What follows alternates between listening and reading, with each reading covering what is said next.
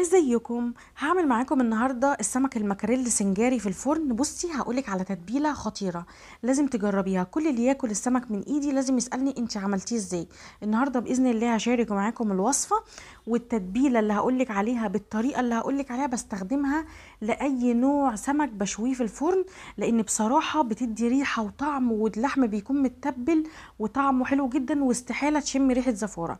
هدخل معاكم في الطريقه على طول، بس لازم تتابعي الفيديو للنهايه عشان اقولك على كام تريكه كده مهمين يطلعوا معاكي السمك مظبوط جدا باذن الله.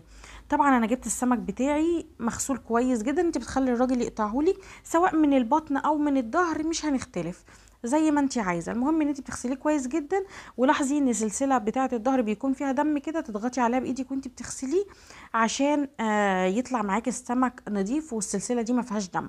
جبت بقى ورقه من الالومنيوم وبقطعها مربع كده وبلف السمك زي ما انت شايفة، يعني ببرم الورق من حواليه، من حوالين السمك، عشان الخطوة دي مهمة جدا لو انت عندك عزومة، بتدي شكل حلو قوي للسمك، ومهمة كمان لانها ما بتخليش السمك يلزق معاكي في الصينية وينزل بقى الدهون فيه وزفارة وكده، فبتنجز معاكي الصراحة. الصينية بتطلع في الاخر نظيفة.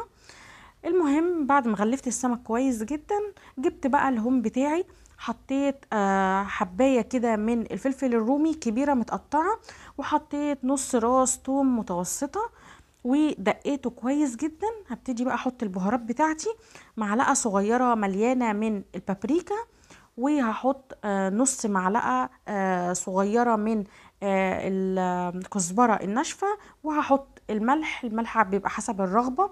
المهم انت بتظبطي الملح بتاعك، نص معلقة من الكمون، وهحط عصير ليمونتين كبار.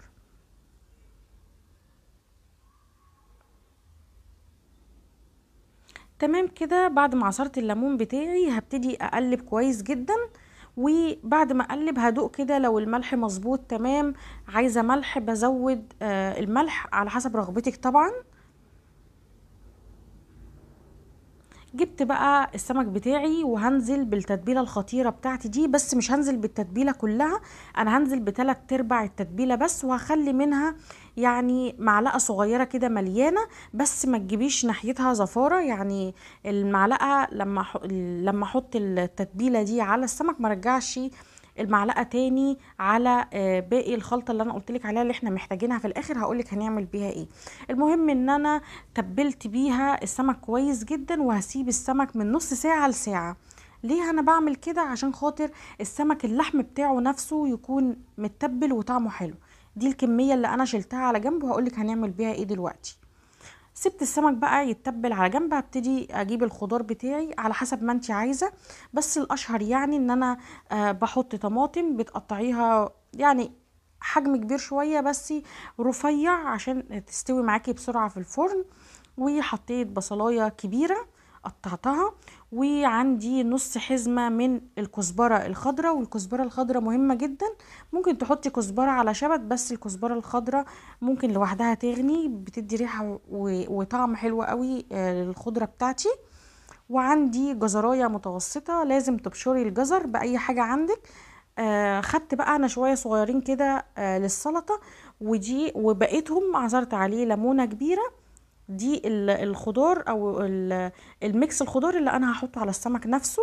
حطيت نص معلقة كده من الكمون، شوية من الملح، قلبت كويس جدا، وهسيب الخضار بتاعي ينزل ميته.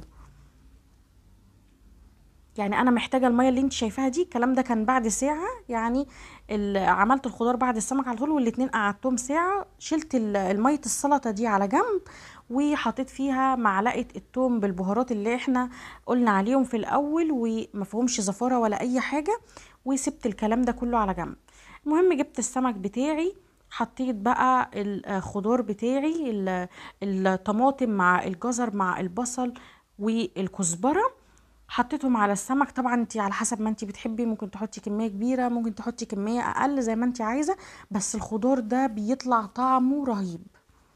المهم ان انا مشغلة الفرن عندي درجة حرارة عالية جدا، ودخلت السمك في الرف اللي في النص. بياخد انا ما حطيتش زيت ولا اي حاجة، خدي بالك. بياخد حوالي من 25 دقيقة ل 30 دقيقة على حسب حجم السمك نفسه. المهم السمك سبته في الفرن هنعمل بقى الرز بتاع السمك البني المفلفل ده. شوية كده من الزيت، حطيت عليهم بصلاية كبيرة مقطعاها صغير، هقلب كويس جدا، وبعدين هنزل بمعلقة صغيرة مليانة من السكر. ما تقلقيش مش هيطلع معاكي الرز مسكر ولا حاجة، بس عشان خاطر يخلي البصل بتاعي مكرمل، ياخد لون حلو قوي من غير ما يتحرق. المهم فضلت اقلب كويس قوي لحد ما خد اللون ده، وهنزل بالمية بتاعتي. ما تحطيش ميه كتير من البدايه عشان بعد كده ما تبقاش الميه كتير على الرز، لو احتاجنا ميه بعد كده هنزود. قلبت كويس قوي، هبتدي بقى احط شويه كده من الكمون، نص معلقه صغيره مليانه، وحطيت معلقه صغيره من البابريكا، وهحط ربع معلقة صغيرة من القرفة، والقرفة مهمة جدا بتدي ريحة خطيرة للرز. وحطيت طبعا الملح بتاعي على حسب الرغبة.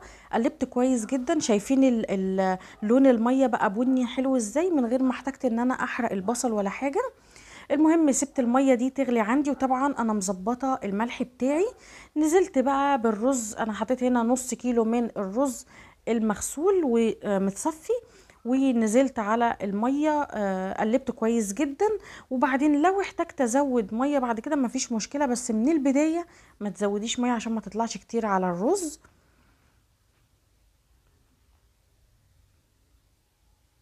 زودت بقى المية بتاعتي. طب المية قد ايه؟ فوق الرز بحوالي عقلة صباع.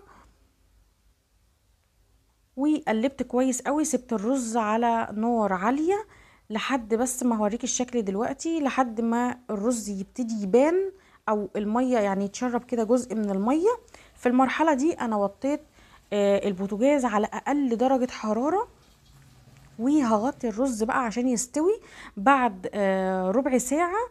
يعني على حسب طبعا كمية الرز، بياخد من 10 دقايق لربع ساعة، فانت تابعي الرز بتاعك. كان استوى، شايفين لونه عامل ازاي؟ لونه حلو جدا، ومحتاجتش ان انا احرق البصل، وريحته خطيرة. خرج بقى السمك عندي من الفرن. طبعا انا لو ما خدش لون بتشغلي الشوايه ياخد لون بسيط، وبعدين ميه السلطه اللي انا شلتها والثوم حطيت سقيت كده السمك بيها، قسمتها على السمك عندي. والخطوه دي بتفرق جدا. بصوا لازم تجربوها، بتفرق جدا في طعم السمك. جربوه، انا واثقه ان هو باذن الله يعجبكم. لو عجبكم الفيديو ما تنسوش تعملوا لي لايك وشير وسبسكرايب.